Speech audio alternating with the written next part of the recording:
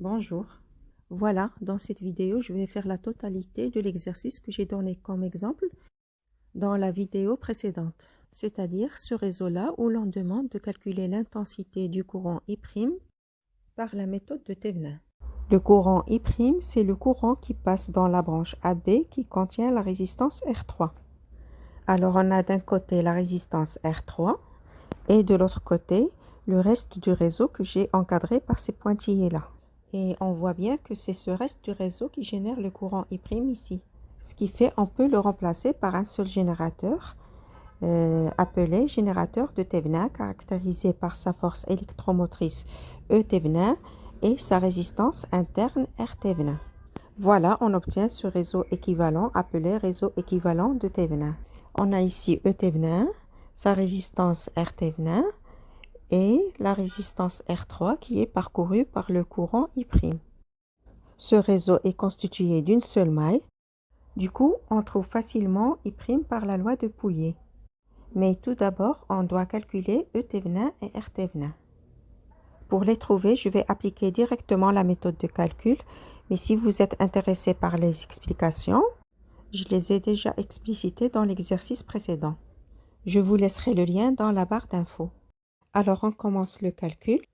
Tout d'abord, on doit débrancher la résistance R3 pour obtenir un circuit ouvert. Et on sait que E Thevenin est égal à la différence de potentiel aux bornes de AB à vide, c'est-à-dire à circuit ouvert. Donc, E Thevenin est égal à VA moins VB. Et notons ce nœud-là, nœud C. Donc, on a ici la tension VA moins VC et ici la tension VC moins VB. Alors, on a E Thevenin qui est égal à VA moins VB. C'est égal à VA moins VC plus VC moins VB. Or, VA moins VC est égal à 0. Pourquoi? Parce qu'on a ici un fil. Et la tension d'un simple fil est égale à 0. Donc, E Thevenin est égal à VC moins VB, c'est-à-dire la différence de potentiel aux bornes de la résistance R5. Et supposons que le courant qui circule dans cette branche, c'est I1, et dans cette branche-là, c'est I2. Donc, VC moins VB est égal à R5 I2. Alors, ce qu'on doit faire maintenant, c'est chercher I2 à l'aide de la loi des mailles. On a deux mailles indépendantes. Notons cette maille, la maille 1, et celle-ci, la maille 2. Je vais choisir au hasard le sens horaire pour la maille 1 et le sens trigonométrique pour la maille 2. On a ici I1, ici I2, et ces deux courants rentrent dans ce nœud-là. Donc, le courant qui circule dans cette branche, c'est I1 plus I2. C'est la loi des nœuds. Alors maintenant, appliquons la loi des mailles pour la maille 1. On a le courant I1 circule dans le même sens que la maille. Donc, on a plus R1, I1. Pour le courant I1 plus I2 qui circule dans R2 a le même sens que la maille. Donc, on a R2 fois I1 plus I2. Pour E1, la maille sort par la borne positive du générateur. Donc, c'est égal à plus E1. Passons à la maille 2. On a I1 plus I2 a le même sens que la maille. Donc, c'est R2 facteur de I1 plus I2. Le courant I2 qui traverse les deux résistances R5 et R4 a le même sens que la maille. Donc, c'est R5 plus R4 fois I2. Pourquoi R4 est parcouru par le même courant I2 malgré qu'on a un nœud ici, le nœud B? Eh bien, parce que le courant ne passe pas dans ce fil puisqu'on a un circuit ouvert ici, c'est-à-dire I égale à 0. Et bien sûr, même raisonnement pour le nœud A. Continuons le chemin. Alors, la maille sort par la borne positive du générateur E2. Donc, c'est égal à plus E2. À propos, si vous voulez plus de détails sur les lois de Kirchhoff, je les ai déjà expliquées en détail dans une vidéo précédente. Je vous laisserai le lien dans la barre d'infos. On a R1 est égal à R2 est égal à grand R et R4 est égal à R5 est égal à petit r. En remplaçant dans ces deux équations et après avoir fait le calcul, on trouve I2 est égal à 2E2 moins E1 sur R plus 4 petit r. Ça y est, on a trouvé I2. On le remplace alors dans cette expression de E Thevenin avec R5, c'est égal à petit r bien sûr. Et en faisant l'application numérique, on trouve E Thévenin est égal à 0 V,33. Ça y est, on a trouvé E Thévenin, maintenant passons à R Thévenin. Pour cela, on court-circuite E1 et E2, c'est-à-dire on les remplace par des fils. Voilà, on trouve ce schéma équivalent. Et bien sûr, il ne faut pas oublier de laisser ces deux fils. Je vais noter ce nœud-là, nœud C, et ce nœud-là, nœud D.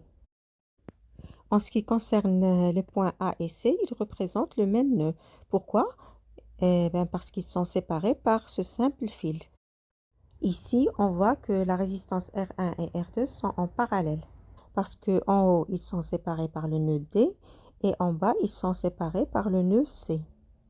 Pour les résistances R2 et R4, ils ne sont pas en parallèle. Pourquoi? Parce qu'il y a la résistance R5 ici qui les sépare. Ils ne sont pas non plus en série parce qu'il y a le nœud D entre ces deux résistances.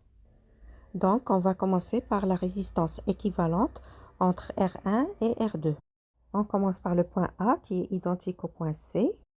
Après, on a la résistance équivalente R1 parallèle à R2, suivi de la résistance R4.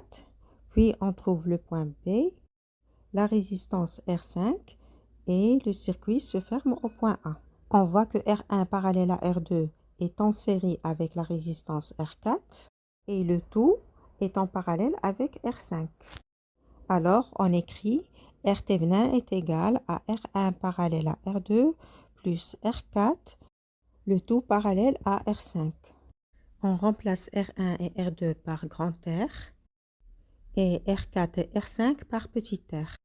On a R parallèle à R, c'est R sur 2. Donc, on trouve R sur 2 plus petit r parallèle à petit r. Après calcul, on trouve ce résultat-là. Et en faisant l'application numérique, on trouve R Thévenin est égal à 2,7 ohms. Ça y est, on a trouvé E Thévenin et R Thévenin. On remet la résistance R3 à sa place entre les bornes A et B.